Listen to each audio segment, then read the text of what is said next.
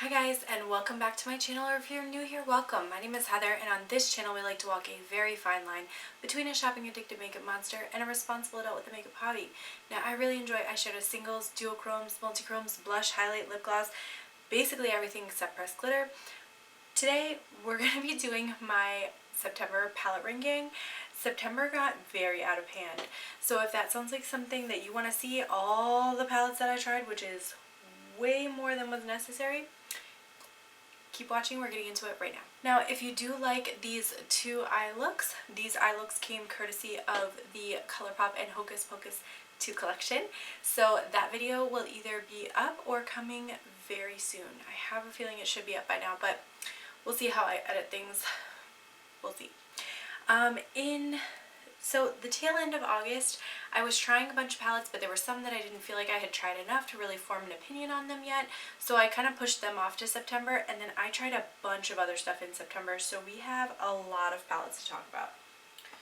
4, 5, 6, 7, 8, 9, 10, 11, 12, 13, 14, 15, 16, 17 palettes. Yikes. Yikes on bikes, as one of my old coworkers used to say. It used to crack me up. Alright, so coming in at number 17 is the Wet n Wild Fantasy Makers Collection 10 pan palette. This is the one called Hallow Queen. I do like the color story, but what troubles me about this palette is the fact that you really only have one true matte. Everything else is either a satin or a metallic, and you've got some of these like mattes with sparkles in them. I don't feel like those really work. Like Wet n Wild hasn't perfected that formula, so I love the color story, but I just think the formula needs a little bit of work. So for me, this palette sank to the bottom because the color story is great, but the formula is just not quite there. It's okay for $5, but I mean, being okay for $5, I just don't think cuts it anymore. So, number 17. Coming in at number 16 is a palette that I was pretty sure I shouldn't have purchased anyway, but I had points. It was literally keeping me up at night thinking about this palette, so I went ahead and purchased it anyway. And it's the Juvia's Place Culture palette. So this palette is pretty big, and that's one of the things that I struggle with for this palette because it is so big. The background of this is really loud, and it kind of distracts, I think, from the beauty of the shades. I do think the colors in here are very pretty, but you have a row of neutrals and you have a row of like yellowy browns that I will probably never use. There's a pressed glitter in here, which I'm not a fan of. I do like the greens and blues and pinks in here. I like the blues and the purples in here. It's a nice color story, but I think they were just trying to do too much and make it like this all-inclusive, like forever, the only palette you ever need kind of palette. And my collection, I just don't, like, this doesn't serve me very well. So I like the palette a lot, but I just don't use it as much as I should, because I open it up and I'm like, yeah, and then I go pick something else. So, alright, coming in, where are we at already? 17, 16, 15. Coming in at number 15 is the first of 3 Cara Beauty palettes, so you'll see the other 2 coming up in a little while. This is the Blur the Lines palette, and this one is more monochromatic, which is why it kind of sunk towards the bottom. I love the packaging of these like magazine style palettes, and this is the color story. The actual color story itself is great. The quality is really nice. The shimmers in here, like especially this one, is super like buttery and pigmented, and it just gives like a lot of light reflection. I really enjoy it, and I like that you have a lot of deep mattes to pick from, so you can really make like a smoky kind of berry look. But again, it's kind of monochromatic, it's kind of straightforward, it's an expected color story, like pinky kind of shades, so it fell to the bottom just because I feel like although it has great quality, it kind of lacks creativity compared to some of the other color stories that I tried this month. But quality is great. If you see this at TJ Maxx for $7.99 like I did, I would definitely snatch it up. I think the original price was like $32. So, there's that. Alright, this one kind of surprised me. So, this is coming in at 14, and this is the Nomad Haunted Europe palette. Now, I love the lenticular design on here. Like, this is so cool to me, and that's why I purchased it. But once I purchased it, it literally sat in my collection for the longest time, not even touched, because I would open it, I would decide I didn't know what I wanted to do with it, and then I would close it again, or I would feel bad for ruining these pretty pan embossings, and I would just close it back up again. Ultimately, I did decide to go ahead and try it, and I've played with like these shades in here, which I do think are really pretty, but I'm not as inspired by these more brown and berry shades, and then like the green, orange, yellow kind of shades over here. They just don't inspire me. So like for me, that 9 pan, or maybe with that green and take out the brown over here in the corner, is way more inspiring to me than the entire palette in and of itself. I do think the packaging is like 100 out of 10, like phenomenal packaging, but because it just doesn't inspire me the way some of these other palettes did, kind of floated to the bottom. Alright, next up is another one of the Cara Beauty palettes, and this is the Limitless Beauty palette. Again, I got it for $7.99, and the color story looks like this. So this one I feel like has a little bit more interesting and dynamic of a color story than that first one. Instead of just being pinks, you have pinks and greens. I love these two kind of like shiny yellowy gold shades that are yellow without being like brassy gold. I really appreciate that. And I think the rest of the colors that you have in here play really nicely together. Again, I do not really care about this, but because I don't care about those shades, I'm kind of stuck with this green being my only like deep shade. I will sometimes dig into this one though, because that one will work for me to make something kind of smoky because it's a little more cool toned, but it's not like my ultimate favorite pick. Like I said, I like the color story. I think it's good quality. There are other things that I liked better this month, so yeah. Alright, I've already lost the trend of where we are. 17, 16, 15, 14, 13, 12. Coming in at number 12 is the other Nomad palette that I tried this month, which is the Monteverde Cloud Forest palette, and this is their like Neon Brights palette. This is a pretty palette.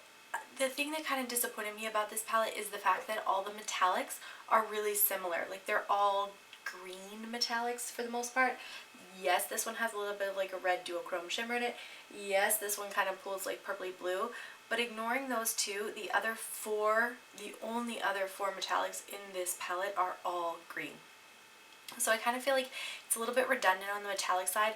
The mattes are stunning though. Every time I use these mattes, I'm really, really happy with how they come out.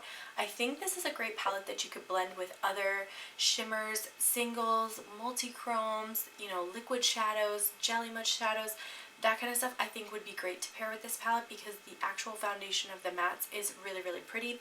Again, you only have like really two deep dark shades to work with. I can make that work, or I'll just dig into a black from another palette. Alright, and I think we're officially going to give up on the numbers because I don't know where the hell we're at this point. It's been a long day. So, next up is the reformulated Ace Beauté Oceanic palette, and it looks like this. What a beautiful color story. Like just a beautiful color story. I love these really soft blues here. I love these kind of like swampy murky greens. You have this really, really bright algae shade. And then this shade here is very like teal turquoisey. I think it looks really, really pretty. Personally, the metallics in here, these two very much feel like glam light type metallics, so if you're drawn to that formulation, this would probably be a palette you'd enjoy. The rest of these feel more like a standard metallic, but much more buttery and smooth than the original formula that they had. So if you liked their original color stories, but you weren't sold on the formula, I would consider retrying the newer formulations.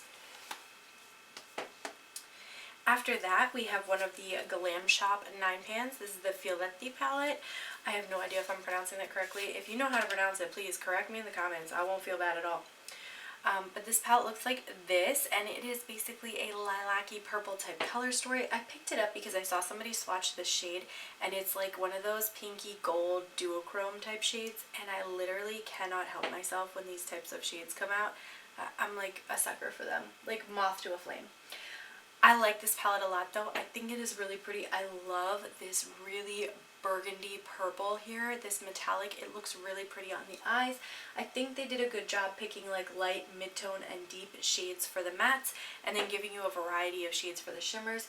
This shade up here definitely just interests me so much because it has this like grayish gold reflect, but then like the actual color itself is like a bluey purple. I don't know.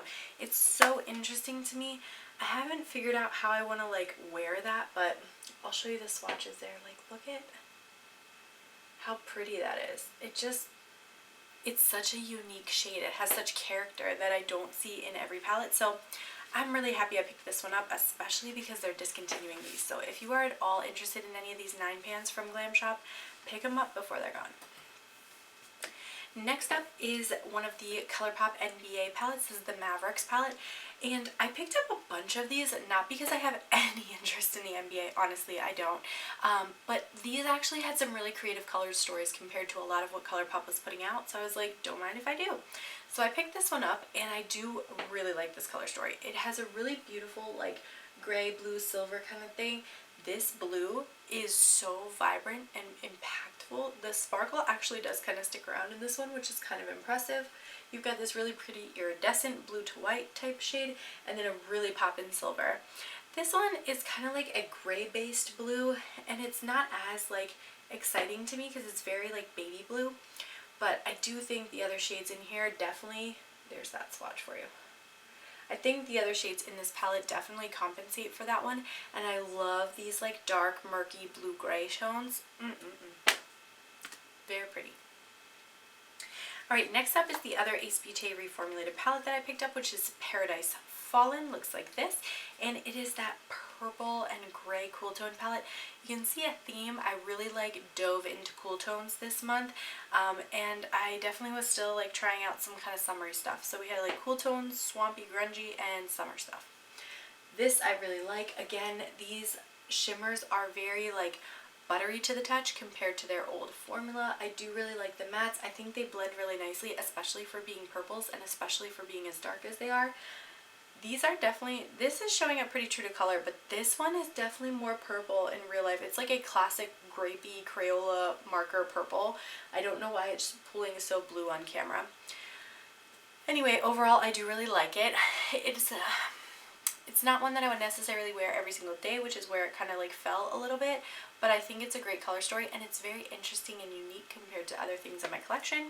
So I'm still very, very happy to have it. Alright, next up is the, whoa gosh, Hot Mess Express apparently. Next up is the Colored Rain Thunder palette. This palette, you guys, it's so pretty. So this is what this color story looks like. Initially I was kind of like, these two shades are stupid, why do we put those here? But I do think they serve a purpose. I think they make great blending out shades to kind of give a little bit of depth and a little bit more transition to some of these other shades that would otherwise look very ashy. Sorry, I had like a whole hair there. These shimmers are like stupid pretty. When I put them on, I made like an ombre effect with 3 of them, and it was like giving me Elsa Frozen vibes to the max. This shade here in particular is so bright and punchy. Like, I just love it. I think this is a great palette. I think it's only $25, which is really not a bad price point. I love the lenticular image on the front of that. Like, I hope that's like a theme now for a palette because I really like that. And yeah, I have no complaints about that one. Now we have to get into some of the like all shimmery type stuff, because of course, like a moth to a flame, that is the stuff that gets me the most excited. And so let's see, 1, 2, 3, 4, 5, 6. Coming in at number 6 is the Sugar Drizzle Polish Gnome Chrome palette. Woo. But it looks like this, and it's basically just a bunch of toppers. This is a multi-chrome shade here. I'm not sure if you'll be able to capture it. Maybe you can kind of capture it. There you go. You can see it goes from like a blue to purple to like a limey green, which is pretty cool. Yeah, there you go. You can kind of see that. That's pretty cool. You have this really pretty lilac shade that has a lot of green iridescent sparkle in it, which I think is pretty cool. And then I really like this gunmetal-y silver shade. Really, really pretty colors. The pigmentation is great. When I wear these, they definitely like pop on the lid. It gives me a lot of visual interest when I'm doing eye looks, so I really do appreciate that. Overall, I really like this palette. Only downside is some of these shades like Pumpkin Patch and Poison Apple are very much just like a boring generic metallic shade, so kind of not a fan of those. And then this Squad Gnomes shade is very like, it's just not. Like, it's just dull. And a lot of these companies that have been doing these all shimmer palettes, they have this same shade and they're all dull in every single one. I don't know what it is. It's just that pigment, I guess. It just sucks, but everybody still keeps using it. So that one's kind of a letdown. Next up, and this is cheating and I don't care, is all the singles that I picked up from Glam Shop, and they look like this. So I'll give you like a close-up if I can. Ooh. So here's a close-up, and you can see there's just a lot of like really interesting colors here. I have really enjoyed getting to wear some of these shades. I have not worn all of them. This shade over here stains like you would not believe. These shades up here are all of their like super glittery type shades, and they have really interesting reflex. Like this one has a really interesting reflect. These over here are 4 different multi-chromes, and they only cost about €8 each. So if you're, sorry about that, camera battery died because I talk too much. If you're at all interested in trying any multi-chromes, you live in Europe and this is easy for you to access, the Glam Shop multi-chromes are a really beautiful buttery formula, and they're only about €8 to €9 a piece. I'll swatch out the 4 that I picked up because they're all so pretty.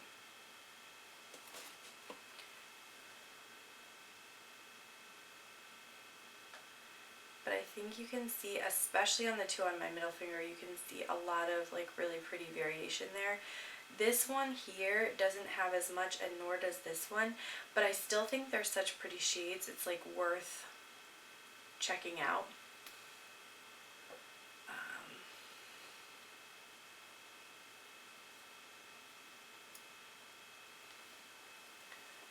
Let's see, can I make this work? Ha ha ha. Yes, you can kind of see that way. It's like Smarties and Sweet Tarts kind of things. It's really, really pretty stuff. So for me, I was so excited to get these shades. I think they're all really pretty. I would definitely wear these like all over the lid, or even like blown out with some of the mattes from some of my other palettes. So I had to put this kind of higher because as a whole, I think these are all really, really great singles, and I've just been reaching into them so much, I couldn't help but mention them during this ranking. And now my entire hand is glitter. I can't wait to go high five my husband. Next up, this is, where are we at here? Number 4. This is the OG Disney Hocus Pocus and ColourPop collab. And of course it looks like this. So I really like this. This 6-pan right here plus this black really just intrigues me so much. I occasionally go into this shade here and this like matte shimmer here. Unfortunately there is one pressed glitter in there, which I'm not a huge fan of, but I think the art is really pretty. I think the whole concept of it's pretty. I like that it's kind of like a grungy interpretation of the original movie, because the original movie is like so 90s. I did not get the second iteration of the Hocus Pocus collection because I just thought that one was like too kitschy. It just was weird. But I did pick up the 3rd, of course, because that's what's on my eyes today. And this one definitely goes like even more like bright and exciting. But I think for like a grungy fall palette, this is such a cool palette. Like, I just love it. Great choice, ColourPop.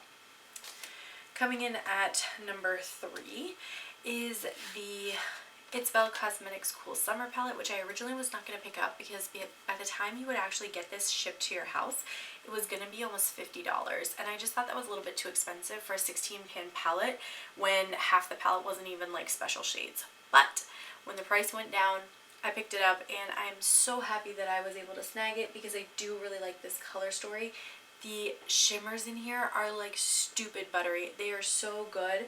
I love these like super, super shiny shades down here.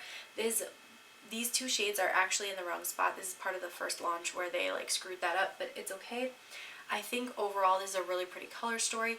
I do wish they had a deeper matte, and I feel like these 2 shades and these 2 shades are a bit too similar together, which is one of the other reasons that I didn't buy it for full price, because I felt like the mattes, there was a lot of too similar shades. But overall, I think it's a really pretty palette. It's got great formulas, great quality. So definitely, definitely super happy with that one, which is why I moved all the way up to number 3.